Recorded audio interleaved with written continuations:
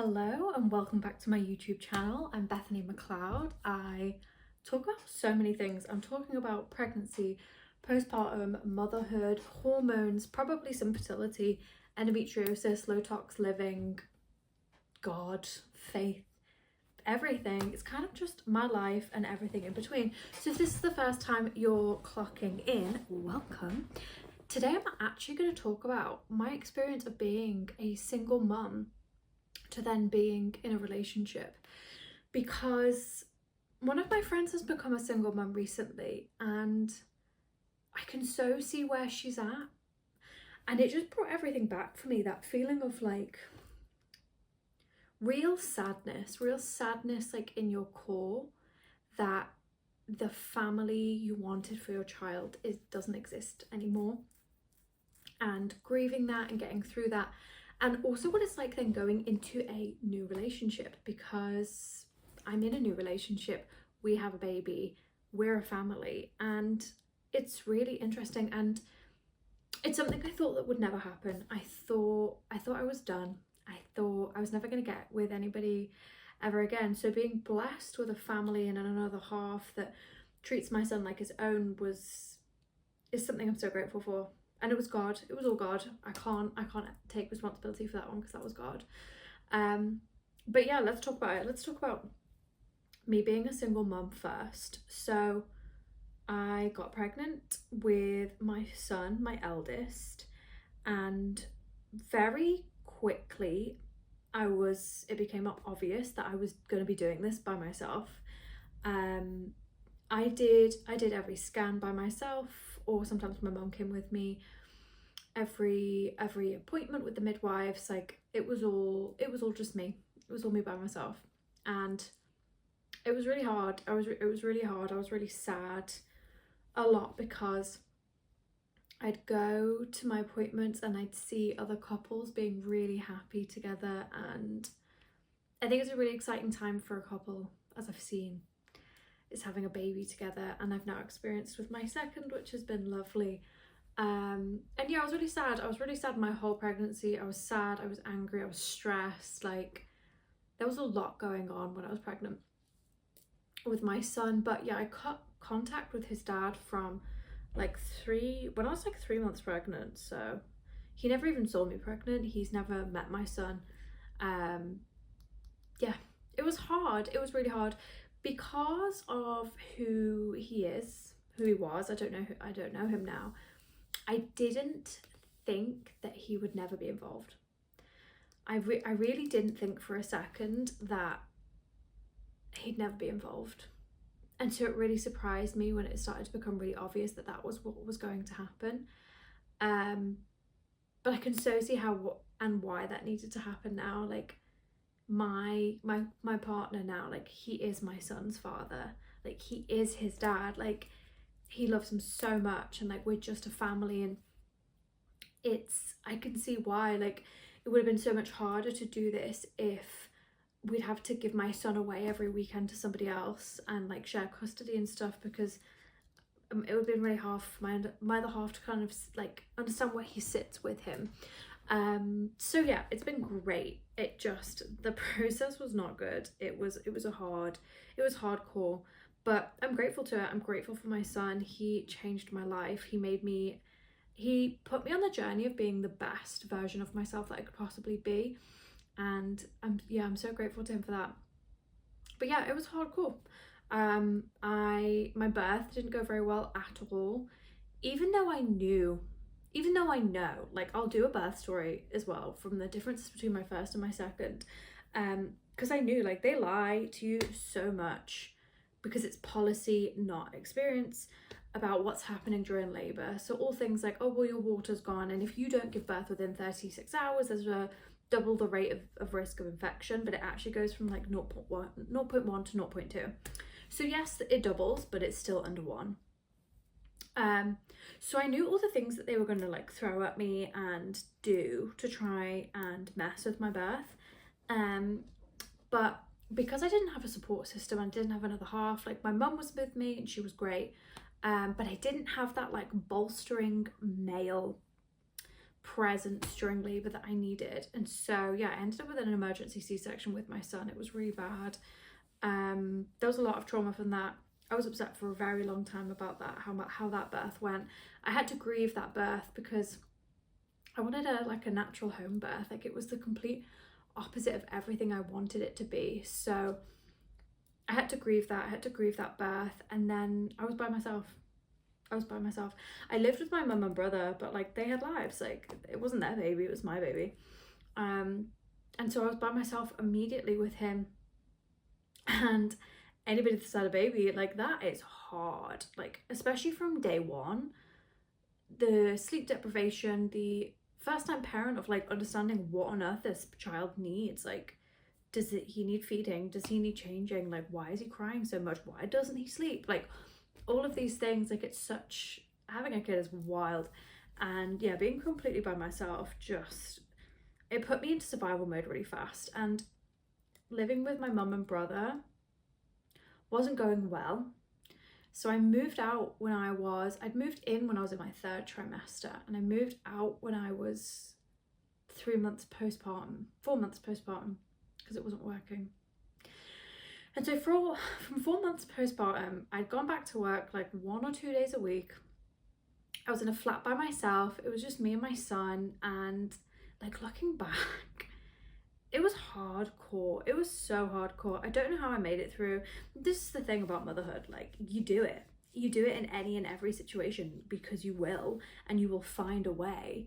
But knowing what I know now, I wish I'd leaned on God. Like, I wish I'd brought somebody else into it to help me, because it always felt like it was just me, and I was exhausted, I was burnt out, I was miserable, I was angry at the world, I hated men, there was all of these things that came from it. And yeah, it was hard. It was hardcore.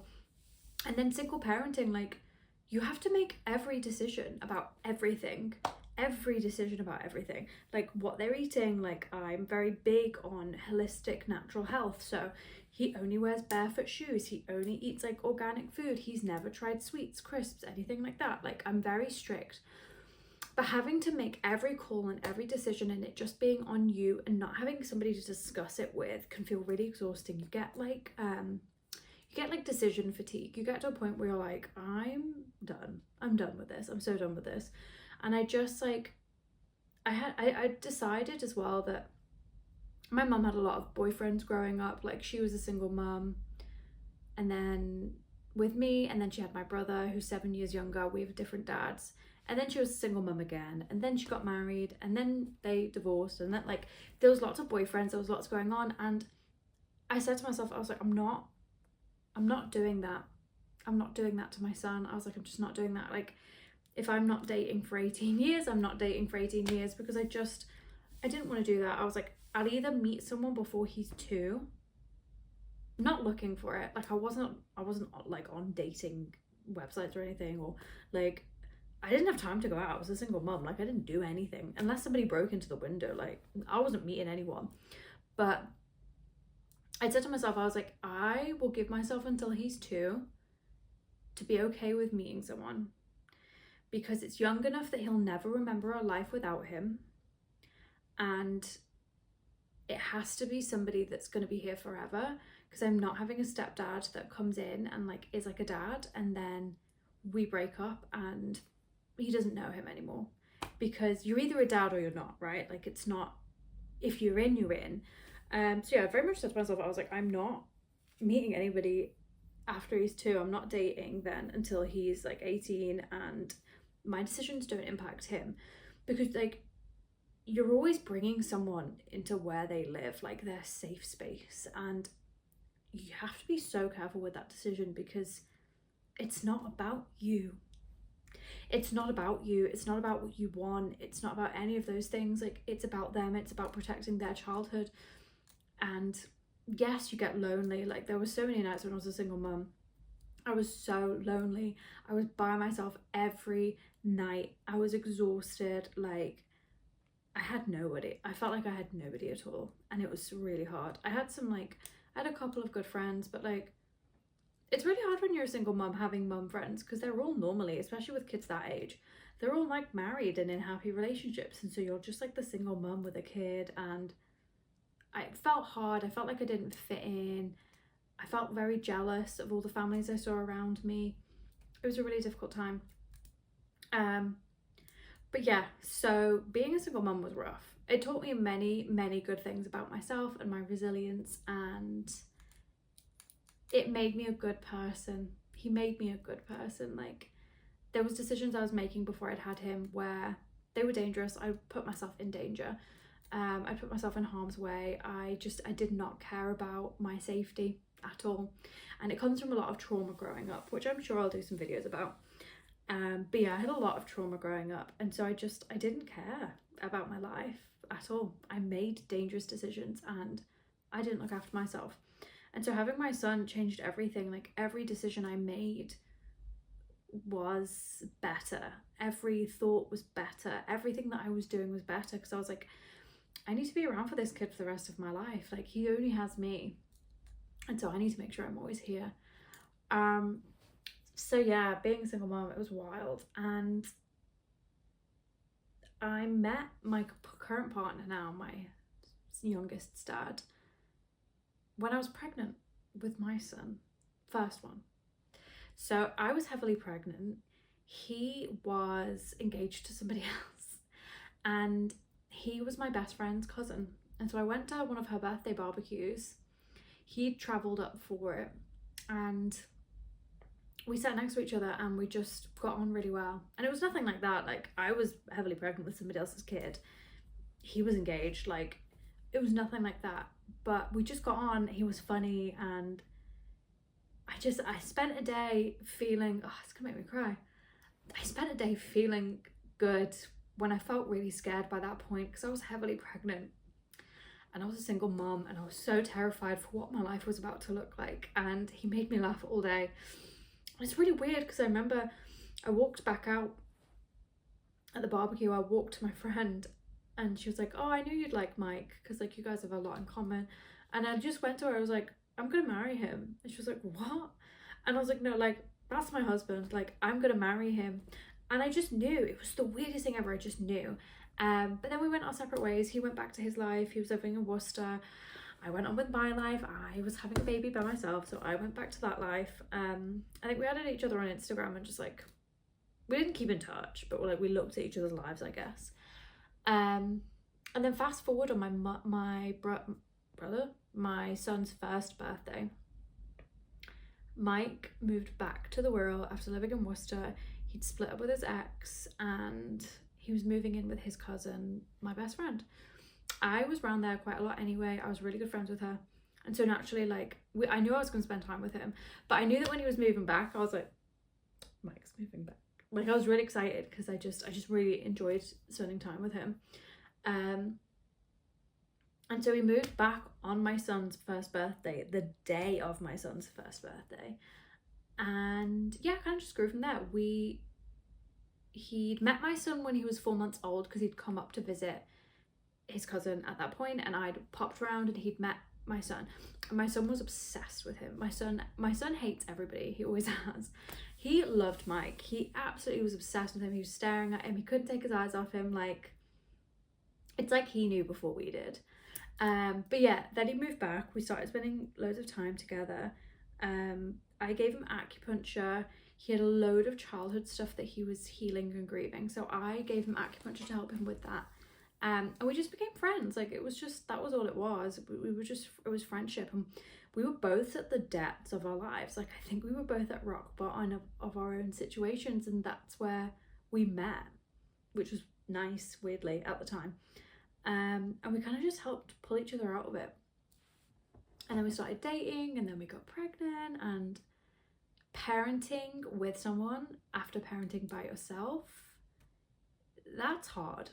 That's really hard, because I'd gone from like earning everything, like paying for everything, making all the decisions, being in charge of all the bills. Like, I'd done everything. I was mum and dad. I was running the show, and I was nurturing. I was doing everything. So then letting somebody come in and help and take care and do that stuff is hard. Relinquishing control, hard, especially as a single mum. Like, I didn't want to rely on him for finances. I didn't want to relinquish any of like Theo's stuff to him, like his care or things like that. Like, there were so many things that we've had like tiffs about, and not like arguments, like good productive tiffs, because moving forward it's been like, Beth, like, you can trust me, you can trust that I'm gonna look after you guys, like, it's okay. But the hurt that comes from being a single mum, it's so hard to open yourself up again. And so yeah, we got together, we got pregnant, like I was pregnant, and we were navigating so many things and learning each other. But it's been amazing, and like my second birth was so much better. Like, I had a home birth in my front room, lunging with no pain meds, which was exactly the birth that I wanted. And the reason I got that is because I had Mike, and we'd also got a doula. Massive difference. Everybody should have a doula, they're amazing. But I had a support system. I had the right support system because I knew I could do it. I just needed other people that knew I could do it as well.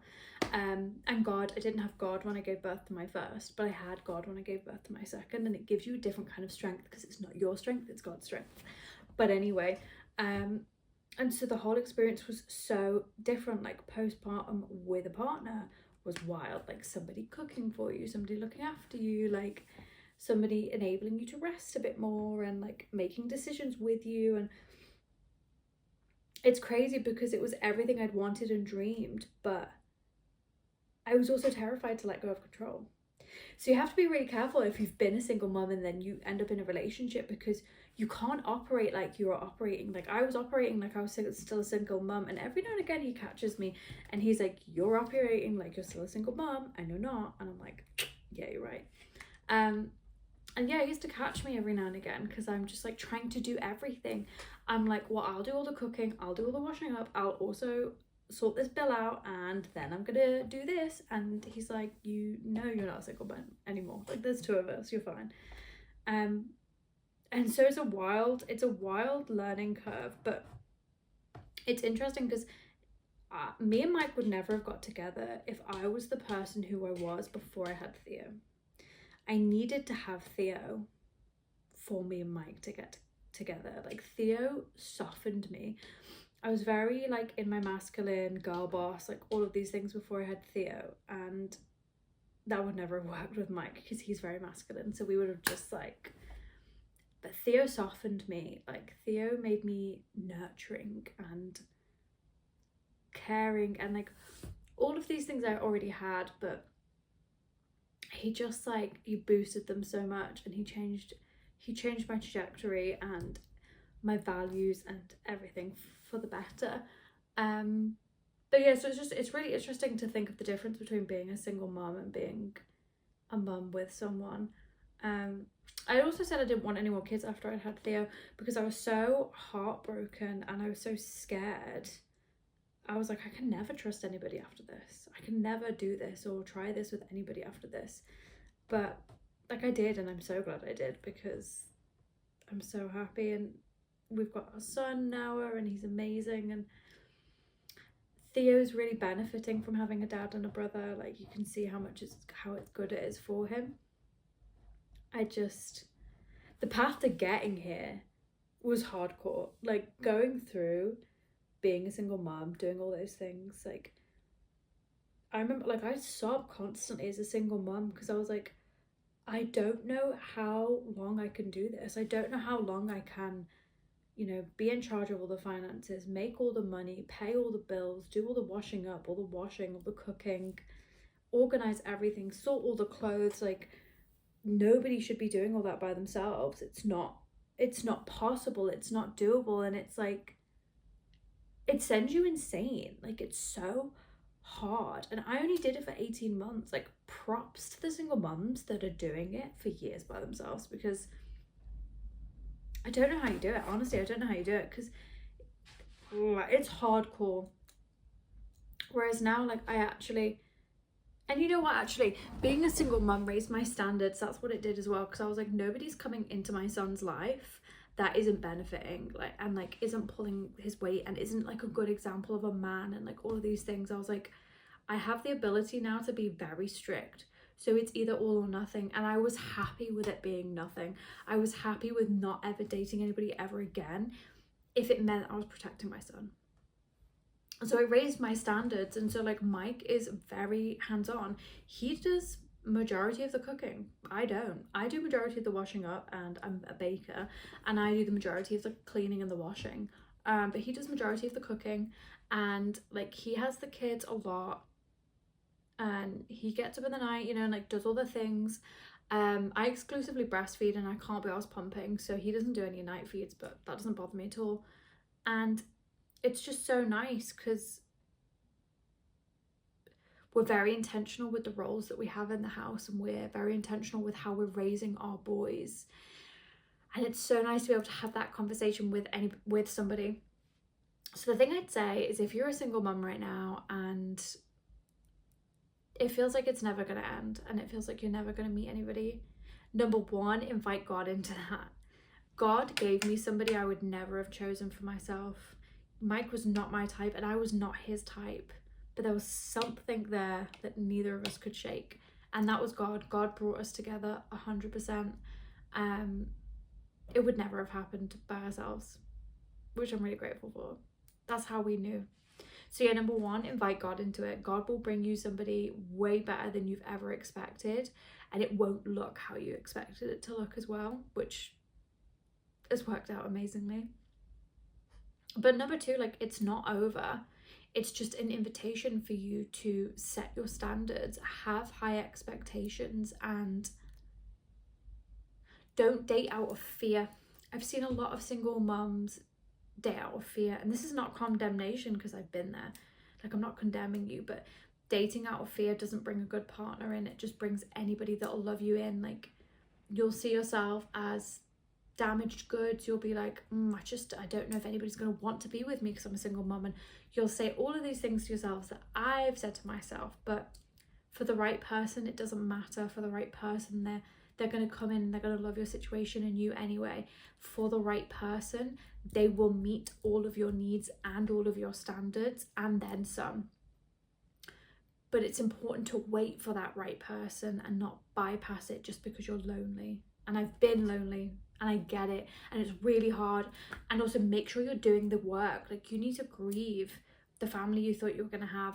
Like, you need to grieve the relationship. You need to be pissed off at the world. I was pissed off at the world. I was pissed off at Theo's dad. Like, I was pissed.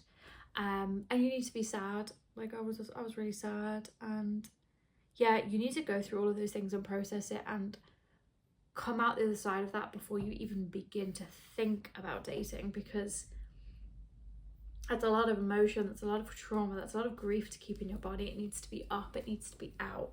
So yeah, this isn't what I was expecting it to be, I'm not gonna lie to you. But yeah, I guess the difference is between single mum and not being a single mum, but also if you are a single mum, there's hope and what to expect. And yeah, I guess that's it really. If you're a single mum watching this, I hope you meet your person, because it's amazing. And I don't know, it's even more amazing having not met the right person and having gone through all the trauma, which I know sounds insane, but I probably would go through it again if it meant that I was going to end up here. It was just a rough road. It was a rough road. It was a really rough road, but yeah. That's it. Thank you for watching. If you would like to hear more about this kind of stuff, let me know. And also subscribe. I will be talking about all sorts of stuff, so make sure you're subscribing so you're not missing out on any of my videos. But I'm very grateful that you've been here, and yeah, there's hope. There's hope for you, my love. There is hope.